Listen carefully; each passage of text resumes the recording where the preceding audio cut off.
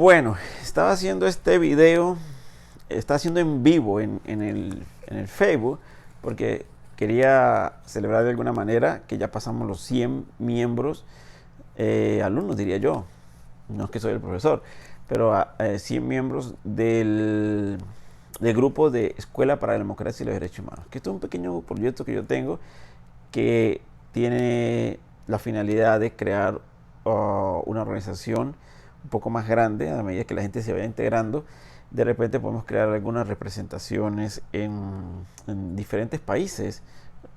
Podemos comenzar con Colombia, ya tenemos algunas personas allí con las que yo tengo contacto, incluso con México.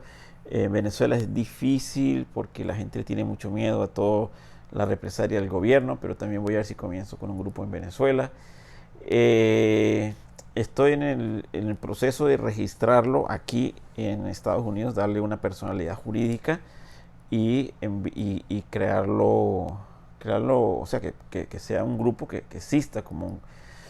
Pero no quiero crearlo como un grupo de esos grupos que se crean para pedirle plata a los gobiernos, para derechos humanos y todo eso, y lo que hace es que se crea una burocracia en torno a eso, ¿no?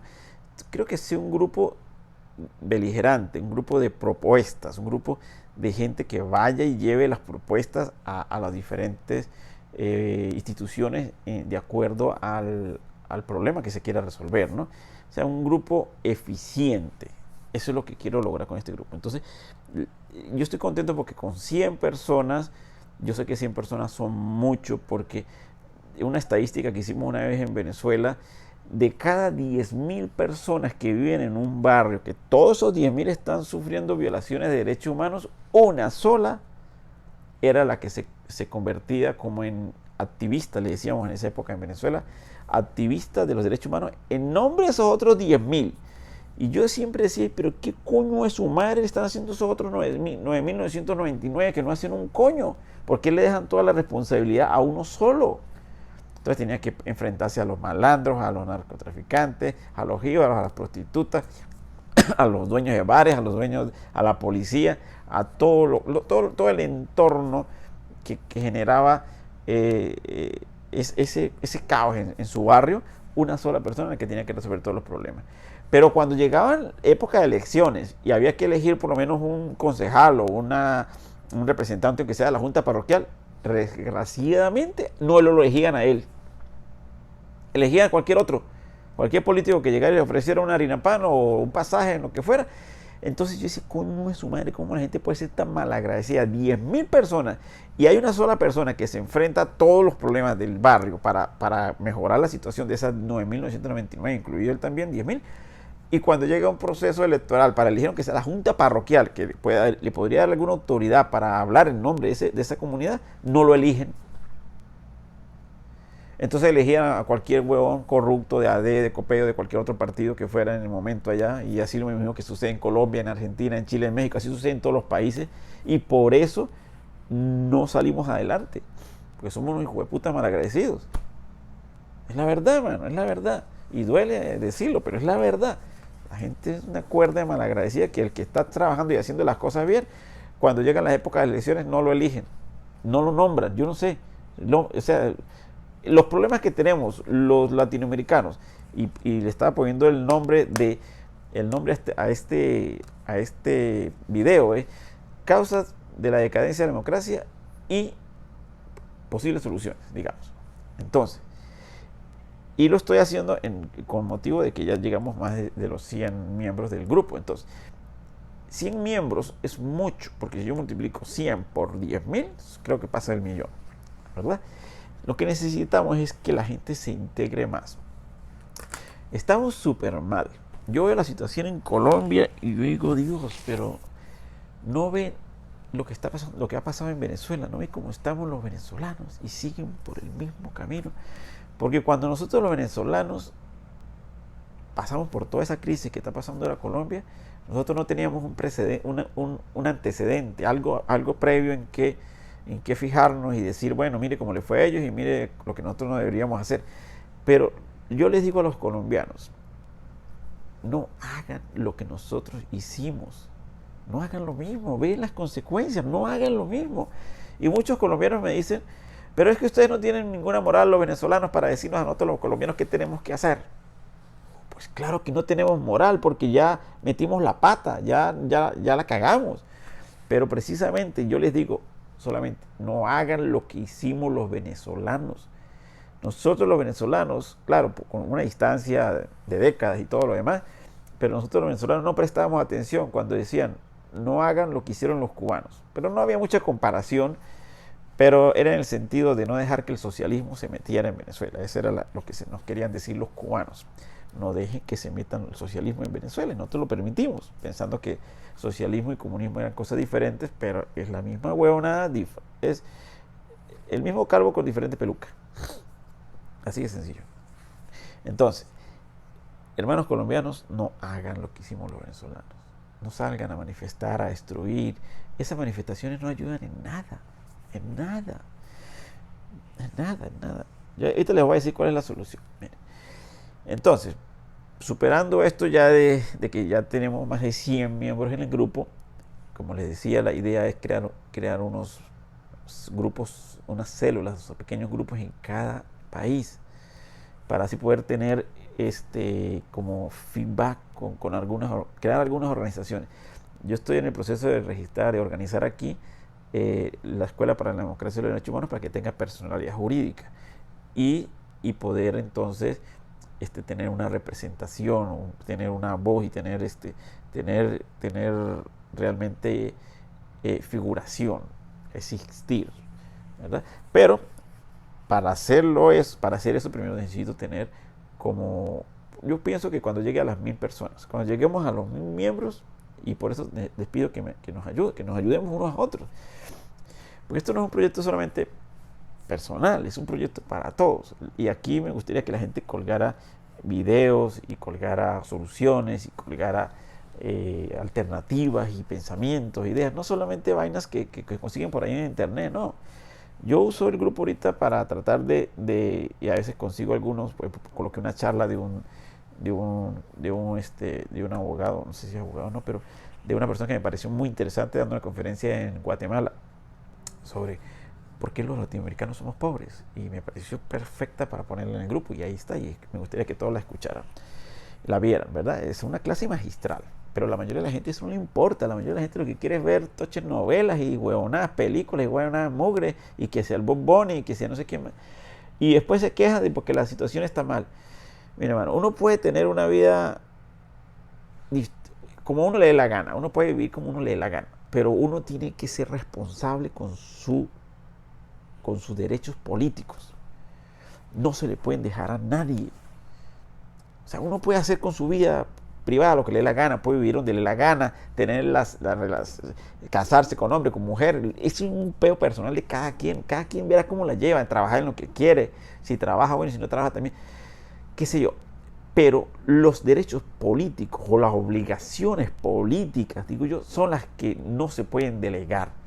La gente piensa que cuando va y vota ya se quitó ese problema encima. No, mi hermano, usted tiene que votar y seguir encima y seguir insistiendo y votar por el otro y votar por el otro y votar por el otro. Cada día tenemos que tener más responsabilidad política. Entonces, yo estaba haciendo un audio, pero el audio me parece que no se escuchó y tuve que borrarlo. Entonces, yo decía en ese audio que las democracias latinoamericanas son muy jóvenes, no tienen más de 50 años, y eso comparado con 2.000 o 3.000 años o 10.000 años de historia en Europa y en otros países, bueno, de que éramos cazadores y recolectores, dirían algunos, ha cambiado mucho los sistemas de gobierno, los sistemas de dominación o de organización política y social. Por muchas épocas hemos vivido bajo sistemas militares, porque con la fuerza era que se dominaba a los demás, tanto a la población como a las poblaciones que se querían someter. Lo que hicieron los romanos, lo que hicieron los griegos, lo que hicieron los espartacos, lo que hicieron hicieron los alemanes, y se jodieron los pobres judíos, y en Europa peleas de unos contra otros, y en Inglaterra, y bueno, han sido siglos y siglos de peleas. de españoles contra franceses, y siempre con el tema religioso de por medio. Entonces, que si protestantes contra católicos, católicos contra protestantes, se matan unos con otros, y judíos en el medio, y bueno, y los otros, ¿cómo se llama? Los que creen en Alá, no me acuerdo cómo se llaman no me acuerdo. Bueno, Europa tiene una historia muy larga de regímenes de gobierno, y sus democracias ya son más fuertes por eso, porque tienen más experiencia. Latinoamérica tiene muy poco tiempo. Latinoamérica tiene de estar en democracia a lo mucho unos 60, 50 años en algunos países, es muy poco. El que más tiene aquí en América es Estados Unidos. Entonces, cuando las democracias son muy jóvenes, yo digo que eso es como un muchacho, todavía le falta por aprender. Entonces, ¿qué es lo que pasa con nuestros problemas?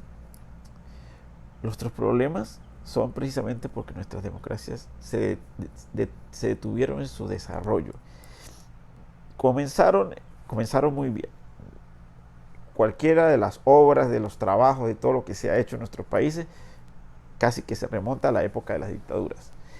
Y la época de las democracias, digamos que la primera década de la democracia fue buena. Ya la segunda empezó las cosas a cambiar. ¿Qué pasó por lo menos? Y yo les pongo otra vez el ejemplo de Venezuela. En Venezuela, cuando nosotros, en la segunda época, en la segunda década de la democracia, logramos independizar o nacionalizar, diríamos, la industria del petróleo. Y ahí hubo plata para todo el mundo. Y ahí vino la corrupción. Entonces, ¿pero por qué vino la corrupción? Porque era una democracia muy joven. Teníamos, eso es como, yo pongo el ejemplo, eso es como un muchachito que tiene una herencia, y digamos, su tutor se la administra por un tiempo, pero ya cuando llega a los 14 y 15 años, él dice, no, yo quiero manejar mi herencia, déme para acá esa vaina. Y se vuelve loco, y agarra la plata y se la gasta en mujeres, putas, en droga, en licor, en amigos, en parranda. Se compra carros, aviones, yates, lo que sea, se gasta la plata, y parece que nunca se le va a acabar. Eso pasó con los políticos venezolanos, y no estoy exagerando, eso pasó con los políticos venezolanos. Volvieron la plata ñoña, y al pueblo nada. El que podía meter la mano se la robaba, se robaba la plata, y descaradamente se robaban la plata en Venezuela, descaradamente. Y inventaron organizaciones como un tal Cadivi y un tal no sé qué tantas vergas para regular. Al pueblo le regulaban la riqueza, le han regulado siempre el acceso al dólar, pero ellos sí tienen el dólar. O sea, te empobrecen ya de ahí en adelante, te están empobreciendo. Son cosas que uno no debe aceptar como pueblo. El Estado está hecho para servirle a la sociedad, y no es la sociedad, o sea, el pueblo organizado en sociedad no es un esclavo del Estado, es al revés. Entonces, ¿cómo hacemos para que eso se mejore? Organizándonos, hermanos, organizándonos, es la única manera, organizándonos. Mire, causas de la decadencia de la democracia hay muchas: corrupción, narcotráfico, delincuencia, crimen organizado, bueno, qué sé yo, bueno, la corrupción trae todo lo que son los defectos de Estado, como la deficiencia de los servicios públicos, y bueno, mal manejo de la justicia, mal manejo de las leyes, mal manejo de todo. Esto es un peo que lo trae la corrupción. Y viene la pobreza, y la pobreza viene y es como el fantasma que destruye todo lo que es la sociedad. Y entonces genera la desigualdad, entonces viene la lucha, quiere enfrentar a pobres contra ricos. Es un peo. Entonces, los que dirigen el Estado someten al pueblo a esas luchas, a que se entretengan en esos peos. Y nosotros como pendejos, sí, ahora con las redes sociales es lo único que le damos like a uno y like al otro, y reproducimos una cosa, pero no pensamos. De todas las causas de la desgracia latinoamericana en cuanto a democracia, que se ha venido destruyendo, o la hemos venido autodestruyendo, la única solución es la organización. No es ni la revolución, ni nada de esa, es la organización. La organización es lo único que necesitamos los latinoamericanos para salir adelante en todo este proceso de escalabro histórico que tenemos en Latinoamérica, un peo social, económico, cultural, de todos los aspectos, en todos los ámbitos estamos jodidos. ¿Por qué? Porque en todos los aspectos estamos desorganizados. En todos los aspectos estamos desorganizados. Lo único que necesitamos es organizar. Entonces, ¿qué necesitamos? Salir a manifestar, a tirar piedra, a destruir autobuses, a destruir parques y ventanas y edificios y destruir esa huevonada, o organizarnos. ¿Qué es más efectivo? ¿Qué logramos? Nosotros los venezolanos salimos a protestar y tiramos piedra, hicimos todo lo que pudimos hacer en contra del gobierno de Chávez y después de Maduro, y no logramos un coño. No logramos nada. ¿Por qué? Porque ellos fueron más inteligentes que nosotros y no dejaron que nos organizáramos. Cada vez que había un líder o alguien que más o menos podía organizar un poco la cosa, ¡pum!, lo metían preso. O lo mataban para el coño. Y no permitieron que la sociedad se organizara. Porque bueno, siempre tiene que haber alguien que hable por los demás, que dirija por los demás y que la verga, que vaya adelante. Pues siempre ha existido y siempre va a existir. Nosotros no somos más que animales, racionales pero animales. Igual como un poco de vaca, usted la ve que van detrás de otra, así somos los seres humanos. Racionales, pero también nos comportamos como animales. Entonces, lo que tenemos es que organizarnos, es lo único. Y nuestras democracias, todavía podemos recuperarlas, nuestras democracias iban por buen camino. Mire, cuando empezó la democracia, por lo menos en Venezuela, le hablo de Venezuela porque es lo que yo conozco, pero eso se repitió en toda Latinoamérica, ¿no? Las primeras elecciones en cualquiera de estos países fue por color. Un rojo, un verde, un blanco. Le ponían unas tarjetas con color. Y depende, la gente votaba como por color. Pues la gente no sabía leer ni escribir ni un coño. Eran analfabetas en esa época. Y lo que iban era, yo voy por los blancos, yo voy por los rojos. Hoy la gente no se acuerda de eso porque eso fue nuestros abuelos o bisabuelos. Pero así fueron las primeras elecciones democráticas. Y entonces se elegía un presidente y ese presidente elegía el resto, todo el gobierno. Todo el gobierno lo elegía ese presidente. Agarraba y nombraba gobernadores, alcaldes, juntas parroquiales. Ese presidente se encargaba de nombrar a todo el mundo.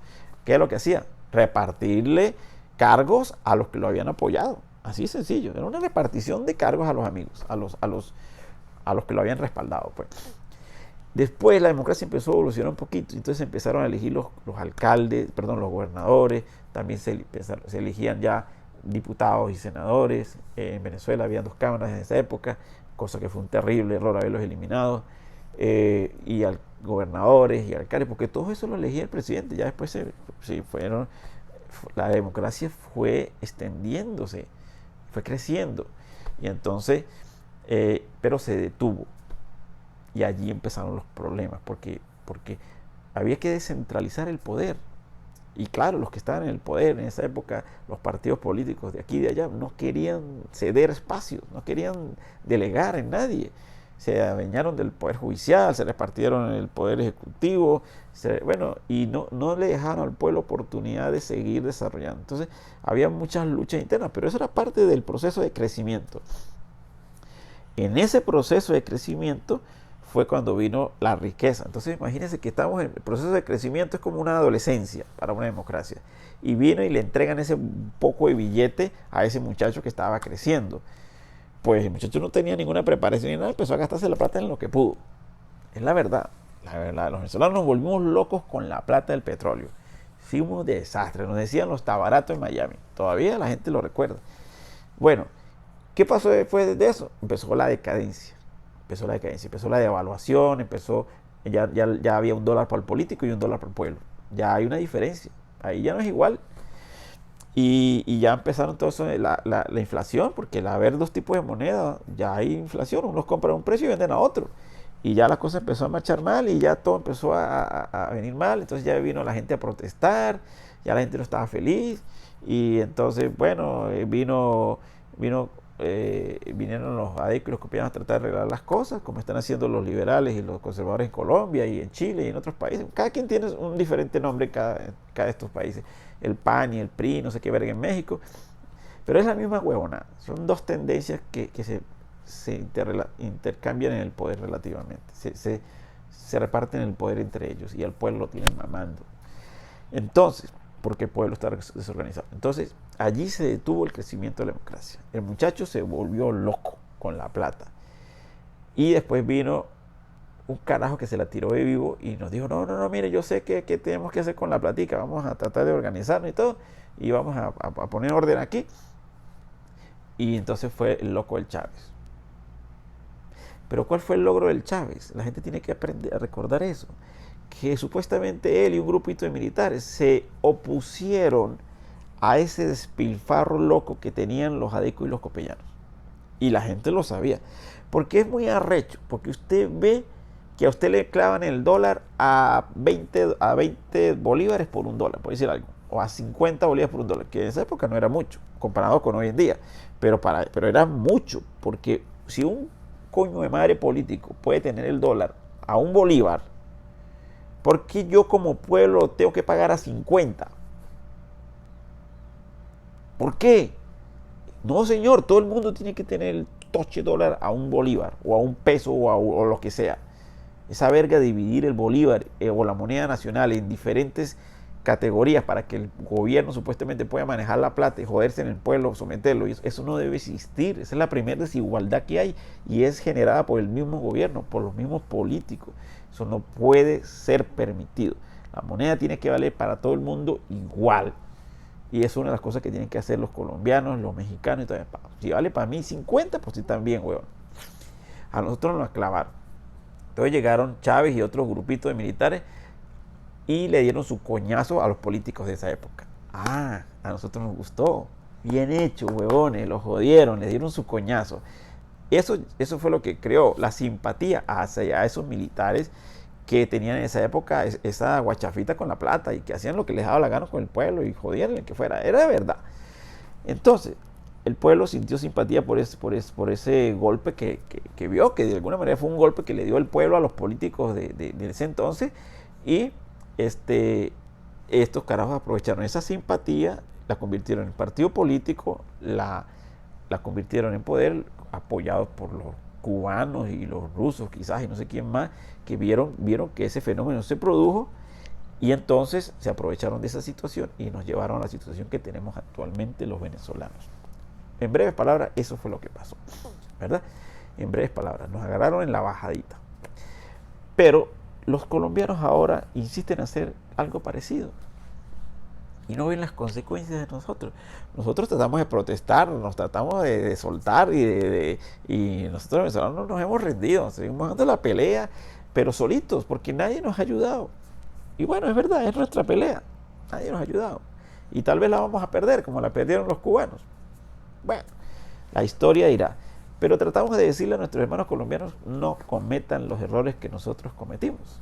Eso es todo. Nosotros no estamos tratando de darle clase de cómo hacer las cosas a nadie. No, cada quien que se joda como pueda. Pero yo por lo menos le digo a mis hermanos colombianos, miren, no hagan lo mismo que hicimos los venezolanos, mano. No lo hagan, porque miren, no logramos nada. La única manera de resolver los problemas políticos en un país es que la sociedad se organice. Es la única manera, que la sociedad se organice. Hermanos colombianos, organícense. No salgan a la calle a destruir su país. Organícense para construir su país. Eso es todo lo que tienen que hacer. Elijan a las mejores personas. No es bajarle el sueldo a los congresistas, a los senadores. No, señor. Esa gente tiene que ganar bien porque allí se tiene que llevar gente capacitada. Si usted lleva a un vendedor de chichi y pasteles al Congreso, pues usted le puede pagar como si fuera un toche vendedor de chichi y pasteles. Pero se supone que usted va a llevar al Congreso a un tipo estudiado, con título universitario, con posgrado, con experiencia. Y no solamente experiencia empresarial o comercial o lo que sea, sino también experiencia como familia. ¿Cuántas mujeres tiene ese coño? ¿Cuántos hijos tiene regados en la calle? Si es casado, si no es casado, si es marico, si no es marico. O sea, todas esas cosas importan a la hora de elegir a un representante en el poder. Porque de acuerdo a cómo él piensa, así va a ser que los demás vivan. Porque va a querer que todo el mundo viva igual. Si es marico, va a querer que todo el mundo sea marico también. Es la verdad, mano, es la verdad. Yo veo aquí en Estados Unidos que hay una verga muy arrecha que vas a tener que pintar de negro, mano. Porque aquí todo está de moda. O eres negro o eres marico, yo no sé. Es lo que está de moda aquí. Entonces, esto está en un restaurante en Miami. Y llegó una muchacha negrita. Y le formó un peo a la mesonera que era blanca. Y lo que quería la negrita era robarse la comida, porque ella llegó y después que se comió los espaguetis, pidió unos espaguetis, yo vi que se estaba comiendo unos espaguetis, ella después dijo, cuando se lo había terminado, dijo que estaban feos, que esos espaguetis no es lo que yo había pedido. Coño, pana, pero ¿por qué no lo dijo al principio? Y empezó a pelear y no quería pagar la cuenta. Entonces la muchacha le dijo, no, pues tienes que pagar porque ya te los comiste. O sea, como... Y terminaron peleando, llamaron a la policía y adivine de parte de quién se puso la policía. De la negrita. El policía no se quiso meter en peos, papá. Puso al lado de la negrita aunque no tenía la razón. Y más aún, porque yo normalmente me quedo en ese hotel y el hotel tiene el restaurante. Como a los 15 días fui y le cerraron el restaurante a los dueños la muchacha creo que era familia, no sé cómo fue el peo. Le cerraron el restaurante porque lo demandaron por actos racistas y no sé qué tantas huevonadas. Ay, mano. Ya basta, mano. Si eres negro. A mí qué me importa. Si eres blanco, a mí qué me importa. Lo que importa es lo que tienes aquí. Y para llevar a gente a representar a cargos en el poder, lo que importa es esto. Más nada, esto. Que sea una persona honesta, trabajadora, que tenga buenos principios y buenos valores. Porque si yo llevo a una persona que no tiene ni principios ni valores a un cargo público, pues a esa persona le importa un coño lo que haga con las leyes y con lo que haga con los demás. Para eso existen los principios y valores, para regir una sociedad. Y eso es lo que pasa en nuestros países, que nos hemos alejado de esos principios y de esos valores. Ahora alguien que dice cualquier estupidez en las redes sociales, cualquier pendejada, tiene 1 millón de seguidores. Pero alguien que habla de política, de soluciones, hay una página muy buena en Colombia que se llama Plaxi. Muy buena, se la recomiendo, Plaxi. Pero la gente no le para bolas a eso. Entonces, la solución para nuestros países es muy sencilla, hermano. Organización. Lo mismo tienen que hacer los chilenos. Bueno, los chilenos por lo menos ya dejaron de manifestar y ahora se van a organizar en torno a una constituyente. Vamos a ver cómo les va. De todas maneras, todo esto es un proceso nuevo que los latinoamericanos tenemos que asimilar. Pero yo le voy a dar, por lo menos, una solución a nuestros países, que es donde se detuvo la democracia en Venezuela. La democracia se detuvo y dejó de evolucionar en aquel momento en que se elegían los gobernadores y los alcaldes. Ahí se detuvo la democracia. Y ahí empezó a decaer, porque no querían delegar en nadie. Los políticos no querían delegar en nadie. Los políticos, se nombraba un presidente y ese presidente nombraba a todo el mundo. Y se nombraba una cámara, digamos un congreso y un senado, y a eso lo manejaban los partidos políticos. Y el poder judicial lo manejaba las cámaras, es decir, los partidos políticos. El poder judicial es nombrado por el Congreso y por el Senado. ¿Y quién maneja el Congreso y el Senado? Los partidos políticos.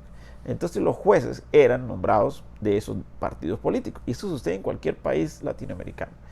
Y el presidente se encarga de nombrar todos sus ministros y toda esa gente, tanto para representar adentro del país como representarlo afuera, el gobierno adentro como afuera, todo, lo nombra una sola persona. Demasiado poder, mi hermano. Eso tiene que irse delegando. Entonces el próximo paso que yo lo decía cuando estaba en la universidad todavía, el paso que se debe seguir en la universidad, pero obviamente nadie me paró bolas y decían que estaba loco, era que se eligieran a los ministros. ¿Cómo se le ocurre? Eso es algo, cargo de confianza del presidente. Coño de su madre, de confianza. Eso no es de confianza, eso es de pandilla. Era una pandilla de huevones que o se robaban la plata o hacían lo que les daba la gana y nadie acusaba a nadie. Se tienen que elegir a los ministros. Se elige un presidente y se eligen a los ministros. El ministro de Trabajo, el ministro de Educación, el ministro de Salud, el ministro de Desarrollo, lo que sea. Y eso es una tarea pendiente incluso aquí en Estados Unidos y en las demás democracias del mundo. Los pueblos tienen que elegir a sus ministros o a sus secretarios, como se les llame en cada uno de cada sus estados. Pero si en Colombia eligen al presidente, pero también le eligen a sus ministros, mire que va a hacer lo que le da la gana. No, señor. Y esos ministros tienen que hacer su trabajo bien porque su aspiración es llegar después a ser presidente. ¿Verdad? Y los gobernadores también, y los alcaldes también. Entonces, Si eliges un alcalde, elígele a sus directores. A ver, ¿cómo le va a ir? Y si eliges un gobernador, elígele también a sus directores, sus secretarios, como se les llame. Eso es todo lo que hay que hacer. Ese es el próximo paso pendiente en cualquiera de las democracias latinoamericanas que se quieran desarrollar. No es salir a manifestar, tirar piedras, joder, coñacear y destruir y el caos y todo ese peo que se está formando ahora que no lleva a nada ni a nadie. Lo que crea es más pobreza. Cada vez que hay más marchas, más caos. Mire, la desorganización, el caos, todo eso que se genera con las manifestaciones, lo único que genera es luto, tristeza y más resentimiento en la población. Y no resuelve nada. No resuelve nada. Porque a la final son los políticos que están allá arriba los que se resuelven su problema. Y la gente no aprende que es a esos políticos los que usted tiene que dominar. ¿Cómo los domina? Quitándoles poder, papá, quitándoles poder. Es la única solución, porque no es tan difícil de entender. ¿Cómo dominas un toche presidente? Pues que él no sea el dueño de todos, que no sea el que se encargue de nombrar a todos los ministros. Nómbrenlo los ministros. Hay que hacer una ley de elección de ministros. Es un poquito complicado. No es complicado, es una ley que regula cómo se van a elegir los ministros. ¿Cómo se eligen? Igual que en un proceso electoral común y corriente. ¿A quiénes se eligen? A los mejorcitos, papá. Y vas a ver cómo todos nuestros países van a empezar a cambiar y van a empezar a mejorar. Así como yo también proponía en Venezuela que se deberían empezar a elegir jueces. Y también incluso se deberían empezar a elegir jefes de policía. Como sucede aquí en Estados Unidos. Aquí se eligen a los fiscales, a los jefes de condado, al sheriff del condado se llama, y a los fiscales de condado y a los jueces de condado. Y después ellos van escalando de acuerdo a su buen o mal comportamiento en la administración de su cargo. Pues el pueblo, la comunidad los vuelve a elegir o simplemente ya no los elige más. ¿Verdad? Por eso la democracia norteamericana es mejor. Es bastante buena. Le falta evolucionar un poco en dos cosas. Aquí se deben elegir. El primer paso que debe hacer, por ejemplo, la democracia norteamericana, y que también lo deben hacer las democracias latinoamericanas, es no eliminar los partidos políticos. Los partidos políticos son fundamentales, son importantes, son necesarios. Los partidos políticos ya deben dejar ese rol de dirigir a un rol de organizar, ¿verdad? Entonces, cuando un partido político propone a una persona y esa persona gana, esa persona tiene que representar al pueblo, no al partido político. Así es sencillo. Entonces, cuando un partido político propone a Pedro Pérez para senador y Pedro Pérez llega y gana y es senador, ¿a quién obedece Pedro Pérez? Hoy en día en Colombia o en cualquier país, incluso aquí en Estados Unidos, obedece al partido que lo nombró, no al pueblo que lo eligió. Y por eso usted ve que aquí en el Congreso, en el Senado y en el Congreso de Estados Unidos hay dos bandos, demócratas y republicanos. Y a veces por un voto se divide en la gobernada. Un voto no puede ser la diferencia, mi hermano. Porque no es que el 50% está equivocado y el 50% y el 49%, el 51% tiene la razón y el 49% está equivocado. No. Es que por el partido político le convenía hacer eso y más nada, pero no era para el pueblo. Entonces, ese es el primer cambio que tienen que hacer, el primer avance que se tiene que hacer es que cada vez que una persona es elegida para un cargo público, tiene que desprenderse de su vinculación política, partidista. Eso es todo. Eso es todo. Es un gran paso. Que los partidos políticos no tengan organización dentro de las instituciones públicas. No pueden tener organización, no pueden. Ni los sindicatos, ni nada de esa buena. Un funcionario público se debe a sus electores. Más nada y a más nadie, a sus electores. Si logramos hacer ese avance, vamos a ir bastante bien. Y el otro paso es elegir los ministros, que eso fue la tarea pendiente que se nos quedó en nuestros países en Latinoamérica y aquí incluso en Estados Unidos. Si elegimos el presidente y también elegimos los ministros, mire papá, que ese país se va para adelante. Porque el presidente no va a hacer lo que le da la gana. Puede hacer lo que le dé la gana de repente en un sector. Vamos a suponer que su amigo que haya logrado llevar a un amigo y lo hayan logrado meter en uno o dos ministerios. Pero el resto no. O sea, no puede, no tiene, o sea, no lleva a todo el mundo por el mismo lado, sino la gente se le va, o sea, cada quien tiene sus capacidades, sus liderazgos, sus deseos y sus posibilidades. Entonces un ministro de repente de educación hace un muy buen trabajo y después llega a ser presidente. Sí, es sencillo, man. Entonces ya no van a estarle jalando bolas al presidente para que los mantenga en el cargo, para que los deje por ahí, sino es hacer un trabajo para que el pueblo los vuelva a elegir. Eso es fundamental y es muy fácil de entender. Y el que me diga que no esté de acuerdo con eso, coño, que me lo explique. Que me explique que si lo que tenemos ahora es mejor. Son dos cositas que se tienen que hacer. Despartidizar las instituciones públicas y avanzar un poquito en el tema de las elecciones de los funcionarios públicos de alto rango. Por lo menos ministros, secretarios y a nivel nacional los ministros, a nivel estatal los secretarios de las gobernaciones, creo yo, o de departamentos, y a nivel municipal los directores de los diferentes organismos municipales. Sencillo, sencillo, eso no tiene nada de difícil hacer y verá cómo la cosa va a mejorar. Y bueno, también podemos avanzar un poquito más en el tema de repente empezar a elegir jueces municipales y estatales. Y ahí ya ellos, entre ellos mismos, se van empezando por méritos a elegir a jueces de Estado, a la Corte Suprema y a otros organismos nacionales de Poder Judicial. Y lo mismo pasaría con las policías. No es nada del otro mundo. Se puede hacer. Lo podemos hacer. Bueno, voy a dejar este video hasta aquí. Gracias porque ya somos más de 100. Como les dije, no solamente somos 100, somos más de 100. Estoy en el proceso de registrar la organización esta. La voy a registrar aquí en Estados Unidos. Ya estoy en el proceso. Pero estoy esperando llegar a 1000. Quiero llegar a 1000 para hacer la cosa bien fuerte. Y quiero empezar a nombrar por lo menos 2 o 3 personas en cada país. Y les enviaré su credencial y para que hablen en nombre de la institución. Entonces ya no va a ser simplemente un grupito de Facebook, sino yo me imagino un grupo así como un Rotary o como un Club de Leones, una cosa así a nivel nacional, a nivel latinoamericano, que pueda tener importancia y que estas ideas que podamos tener entre todos y que las podamos discutir y hacer más coherentes, porque yo lo que estoy hablando, así como por soltar las ideas, las podamos llevar.